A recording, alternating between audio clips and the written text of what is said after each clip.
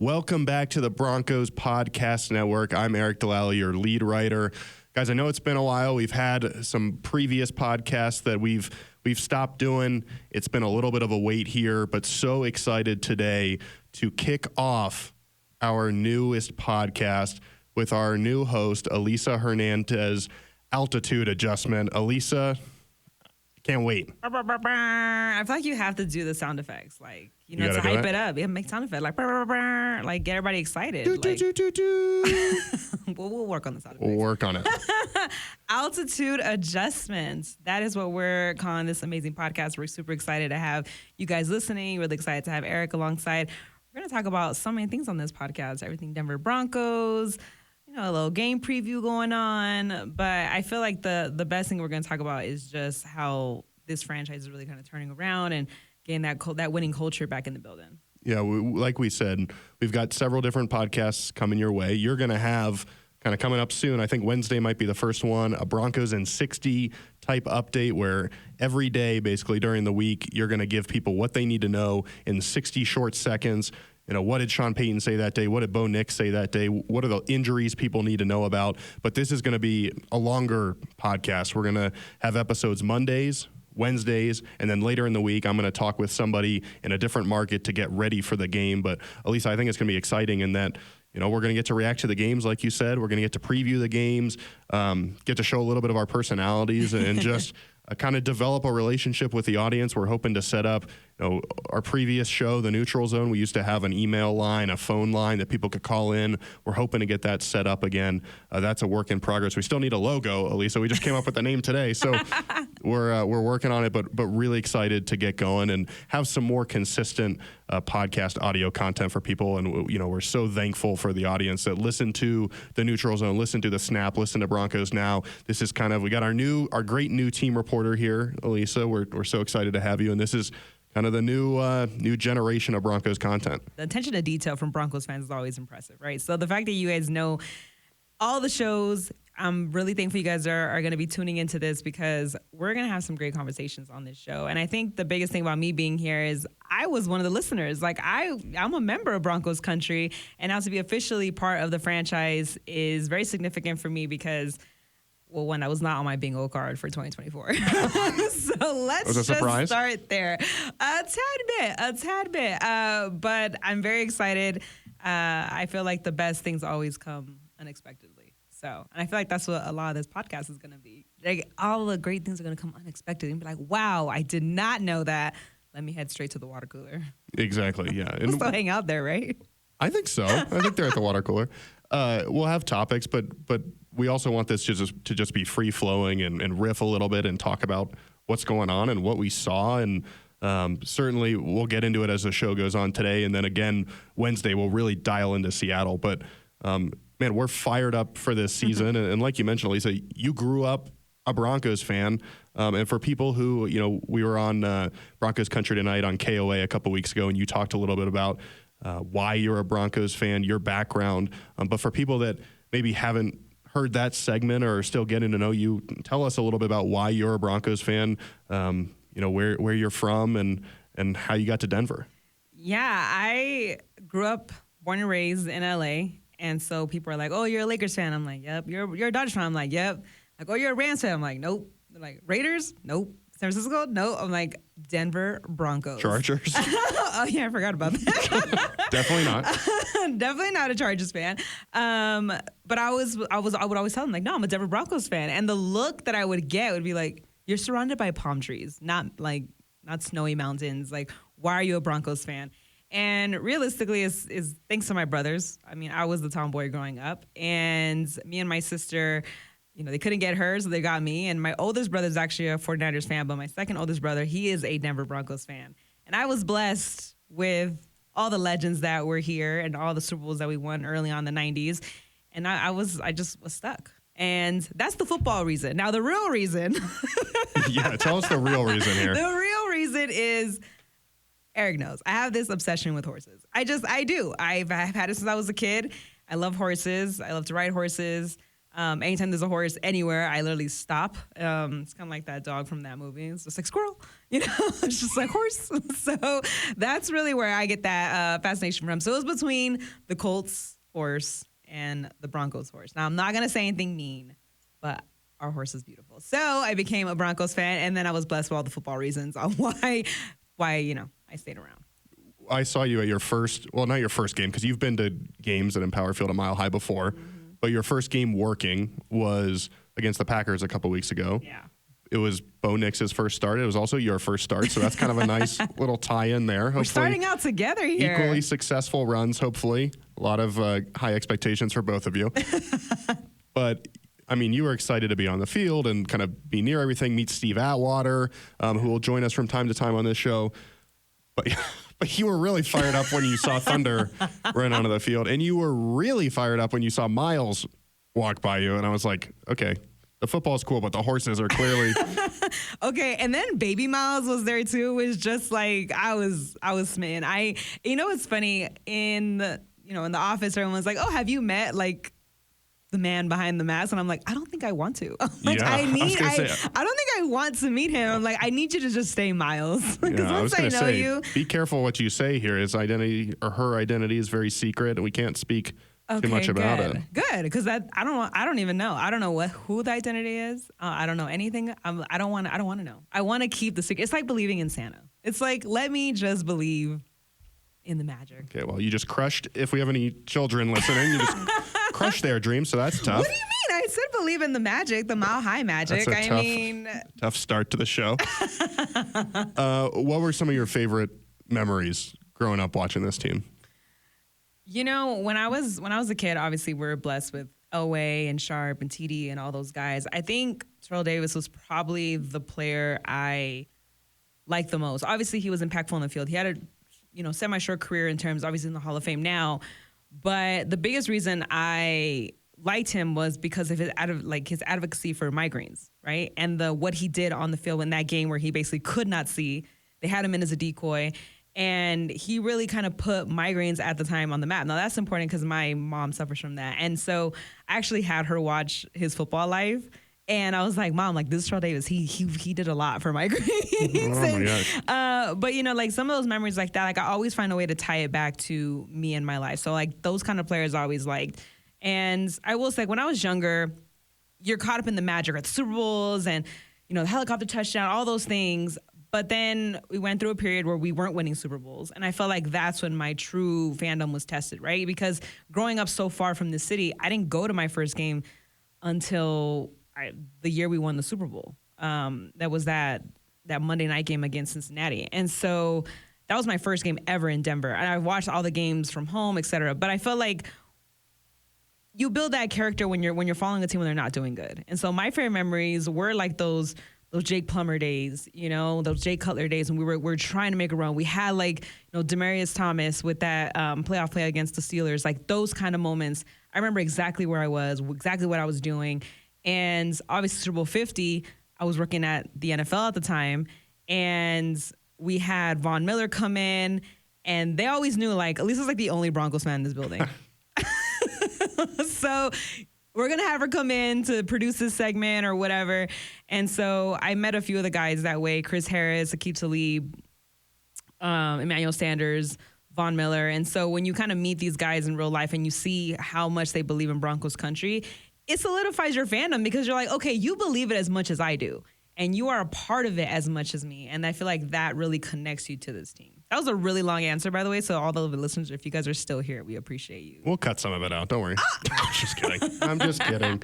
No, I think that's awesome. The thing about TD that's so cool. And yeah, obviously it's been a tough stretch here recently. And so we really appreciate the fans that have stuck around and are still listening and ready to see brighter days ahead. Certainly we are. And I didn't grow up a Broncos fan, and people that listen to the Neutral Zone, they know this. I know it's sacrilegious, but I was with the other horse. My dad went to the University of Tennessee, followed Peyton to Indy, and so just loved watching them growing up. And then when I got the job here out of school, it just felt like it was meant to be because Peyton had been here after I'd grown up watching him all those years. And then, quickly you become a fan of obviously the team you're working for. And I think when you first start working somewhere, you know, if you're not a fan previously, you're slowly learning about the history. Like, I didn't know some of the Ring of Famers that now I know super well, or just kind of the illustrious past that, you know, I knew Denver was a great franchise, but learning about guys like Floyd Little and Randy Gradishar and Carl Mecklenburg, Marlon Briscoe. I mean, all these guys that made such a big impact here before the Super Bowls really meant a lot. And then you get to know these guys and these coaching staffs. And this is my 9th season, which feels hard to believe. But, you know, you get to know guys like Demaryius, and obviously that was heartbreaking to lose him, and Vaughn and Chris Harris, Akib, those guys you mentioned. Trevor Siemian was the quarterback my first year, and we shared an alma mater, and I was like, that's awesome.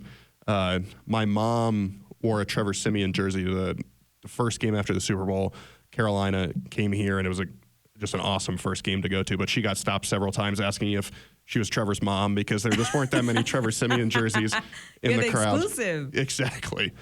But so I've loved becoming a part of Broncos country and becoming a fan and being as tied in as I am now after 9 years, and or going into my 9th year, and can't wait to see them get back to the success that they've had, because now I'll be part of it. And so we have two, I think, very different perspectives. You're just getting here, but you've been a fan all your life, and I've been here for a while now, and have obviously talked with a lot of people through this, you know, the previous iterations of this podcast, and so excited to keep doing that now. And Elisa, we're excited to talk about what this team can become moving forward, and certainly we'll reflect at times on great games that this team has had against, you know, when we have the Ring of Fame weekend, like talking about those Orange Crush teams. Like we'll talk about all that, but also we're hoping this is the start of a new era here, and we're excited to cover it as well.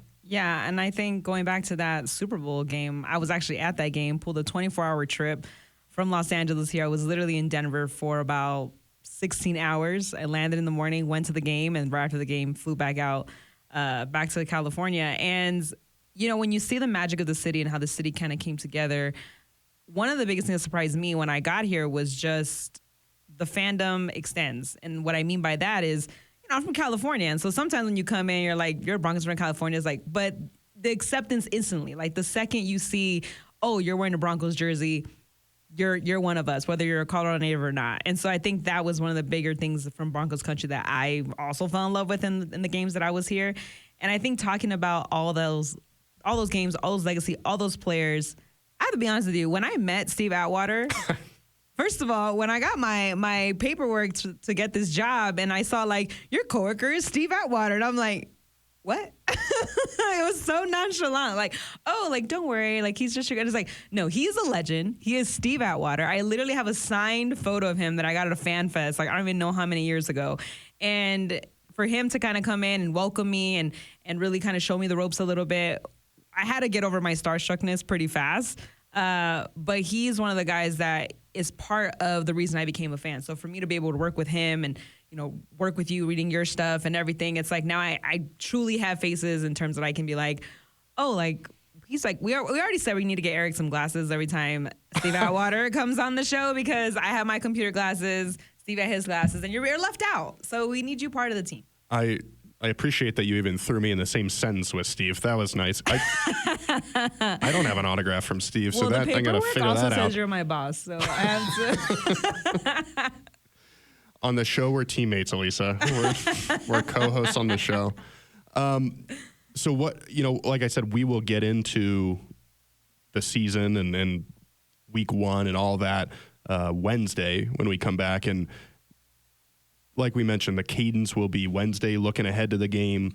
Friday, probably, I'll have a chance to chat with another team reporter or somebody in that other market. And then Mondays, we're going to react to the game. And we'll still have your post-game content.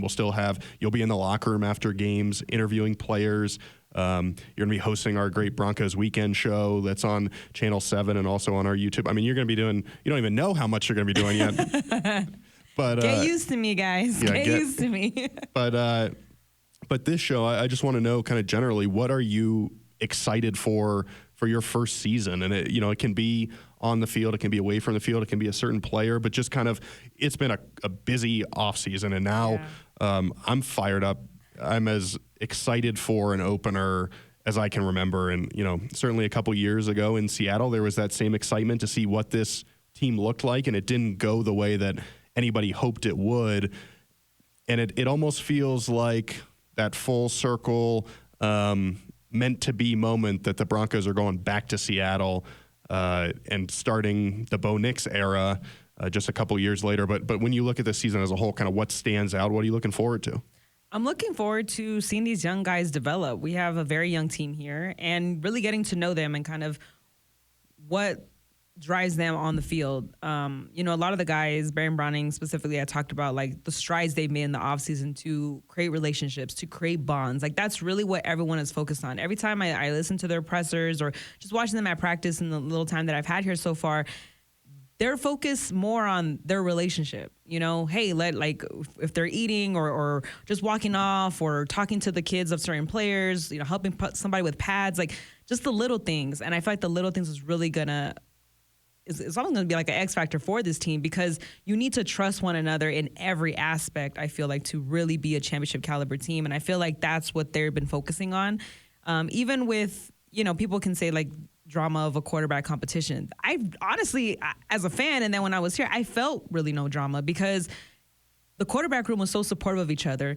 The team was so supportive of each other. They were kind of like, look, whoever they pick, we are good with because they have each shown something to us that we respect, that we love, and that we're going to push forward. So I think for me, I'm most excited to really get to know these guys. Like I said, we're going to be talking to them after practice. Broncos Minute, we're going to bring all that sound to you on the podcast. Everything that we're going to have, everything we get is for you. And so, and you, the fans, you guys, Broncos country. And I think that's what I'm most excited about is to get these guys, the young rookies that are making plays in practice, the veteran guys, the year 2 guys that have been here, and they're hungry for that turnaround. And I feel like there's something special on getting in on that ground floor. And like you said, like the Bo Nix era, we don't know what's going to come of it, but it's the fact that there is so much, I wouldn't even call it hype in the sense of, it's just more like excitement and just hopefulness versus like, oh, you need to win immediately. It's like, I don't see it that way. I just go out there and do what we've seen you do in practice and seen you do in the preseason.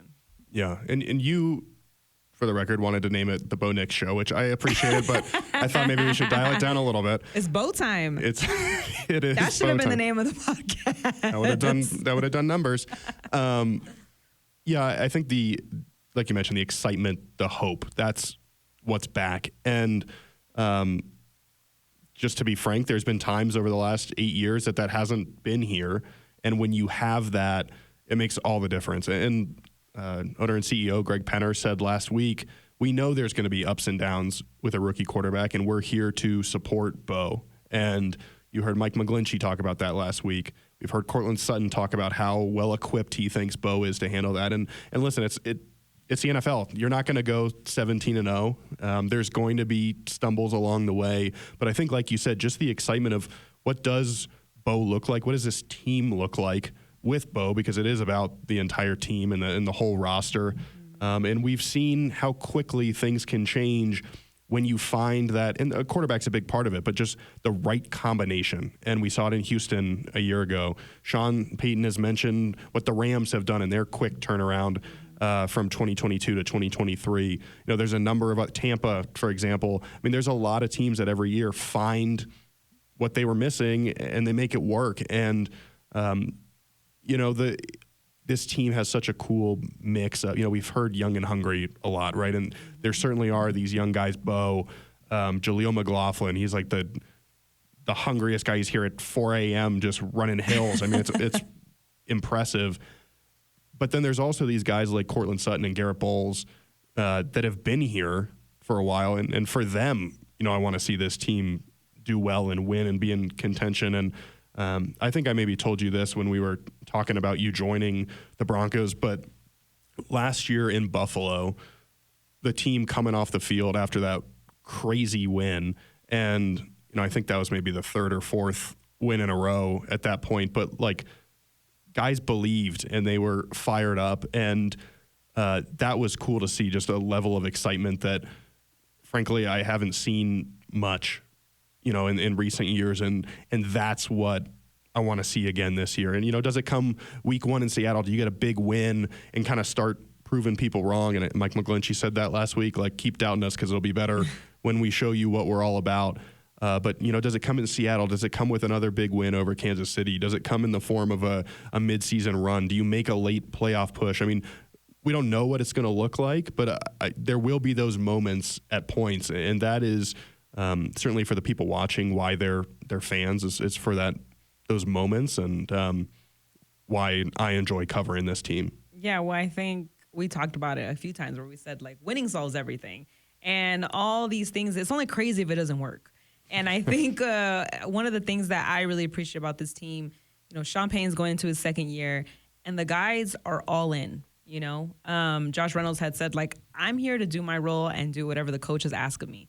And I feel like when you're in this league and everyone wants the big contracts and they want the stats, they want the numbers, you remember that the most successful teams are the ones that are very team-oriented, are the ones that are all locked in, are buying into the coaches, are buying into their teammates, are buying into the fans, are buying into, the storylines that are going in a positive way. And I think that's really good to see because not everyone likes change. And I feel like this team is open and ready for change, and they've seen little pieces of changes happening with wins and W's, especially in the preseason. Now, I know it's preseason and everyone's happy, and it's like nothing bad can happen. But I think when you have like these guys like Courtland Sutton and Pat Surtain talking about like, no, there's something special in this locker room, and everyone says that every year, but I feel like when they said it, they truly believe, no, there's something special because we did it last year. And we got left with that taste in our mouth. It was like, we want a little more. And I think you saw that with the Detroit Lions, the way they've been able to turn, like you said, you go out and you get these pieces, and next thing you know, you're making a run that no one saw coming, winning their first playoff game since like 1991 or something crazy like that. And so it only takes one piece. It only takes one thing to click. Now, the Broncos can have a similar storyline because everyone is doubting them. Like everyone's like, oh, you're like, it's not going to be anything. But they did the same thing to other teams and they made a push. Again, we don't know what's going to happen, but I think that's the beauty of this team being so locked into each other and what this coaching staff is preaching to them, because for them, it's like, if just don't believe me, just watch. Oh, I like that. Careful, the copyright. You can only use like 2 seconds of that. I don't know what you're talking about. I do think you mentioned the preseason, how everybody's fired up across the league. But in fairness, one, the Broncos came out, knock on wood, relatively healthy from the preseason, which was really good to see. There were more injuries at this time a year ago than there were now. So they're healthier going into week 1, which is great. And the other thing is, like, people say don't make too much out of the preseason. Like, the Broncos went 3-0. They scored a lot of points. The defense looked pretty good. Don't make too much out of it. But the alternative is looking bad. And let's make the most out of it. Right. Well, particularly with Bo, they're like, oh, Bo's doing it in preseason. It's vanilla defenses. Calm down nationally is kind of and I get that. But also, would you prefer that he looks bad against vanilla defenses? Like, he's done all he can do against the competition that he's faced. And so I think that's encouraging from a team standpoint of, you came out healthy, you came out and looked pretty good. Sean Payton has mentioned many, many times he likes the energy and the enthusiasm. And this team last year, like you mentioned, Elisa, they got a taste of what it's like. And they finished the year, I believe, on a 7-4 run. And you lose Courtland Sutton really early in that New England game, and it just kind of threw you off. And you could have easily had 8-3 finish to the season, or that tough loss in Houston. I mean, there were moments there where the Broncos could have turned a 1-5 start into a playoff berth. And now it's got to be about, hey, we cannot, and we've heard Sean Payton say this, we cannot put ourselves in that same hole from a year ago. And so as we look ahead to Seattle, as we look ahead to the first 4 games, Sean Payton said last year a lot, this is a race to improve over the first 4 games of the season, but they've got to find a way to get off to a better start, find a way to click. And I liked what Mike McGlinchey said, where, hey, these young guys, they don't know what they don't know. And so maybe they do come out and start fast, and certainly we're excited to cover it here coming up. Yeah, and Baron Browning talked about that year 2 adjustment and understanding, like, just being in the system, being part of a year 2 team is also beneficial. He credited Nick Bonito with his defense against the run and said he's actually really good against run. And he's like, maybe not all the time, but I'm not good all the time. But that's the importance of having this camaraderie with your defensive line, because together you can help each other. You can take the strengths. Iron sharpens iron. And so I think with that mentality of these guys in year two, these veterans really kind of looking into the younger guys like Jonah Ellis and those kind of guys, I think it's important that you kind of see that they're going into a system that allows them to see how the pieces can help him be better. That's actually what he said earlier today. He had said, like, you know, when you look at what's around you, you can see what kind of fits better, and you're less focused on what you're doing. You're trying to see how what you're doing is going to fit into the bigger picture to make this defense really good against the run. It's going to make this defense start fast in games. Alex Singleton had mentioned that as well. And so I think when you highlight these key guys that are speaking up and being leaders in that room, I think it's really important. And when you're kind of going into the season, like you said, like, we have to be hype in the preseason. That's why we have it. Okay, like, you have to be hype in the preseason. This is the best time. It's rainbows and butterflies and optimism, and it's like we don't know what's gonna happen, but we have to enjoy the sunshine while it's here.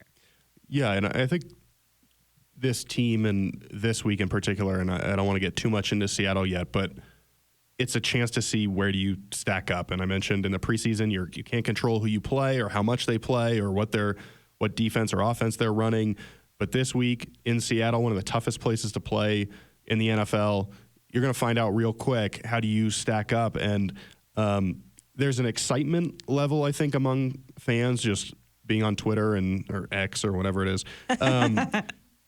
But there's also, like, for me at least, there's like a little bit of this nervous energy of like, what does it all look like? And like I said, we'll break down that game in detail Wednesday. But this, like you said, this is the week where anything's possible. And that's why I think this is a cool time to kick off this show and just let people know what we're all about. I've enjoyed getting to chat about your background and how you became a Broncos fan, and tell people a little bit about my path here. And we're going to continue down that path together. And I think I really, again, just appreciate the people who have listened to previous shows and are willing now to kind of, you know, this isn't going to be exactly what the Neutral Zone was or what Broncos Now was or what the Snap was, but it's going to be great in its own right, and I'm excited to build that together here as we move forward. Yeah, taking a page out of Pat Surtain's book, when he talked about Bo, he said, look, I saw what he did in college. I played against him. I'm really excited to see what he can do in the league. That's how I feel being on this show and being part of this organization. It's like, I've been on the sidelines. I've seen what you guys produce, you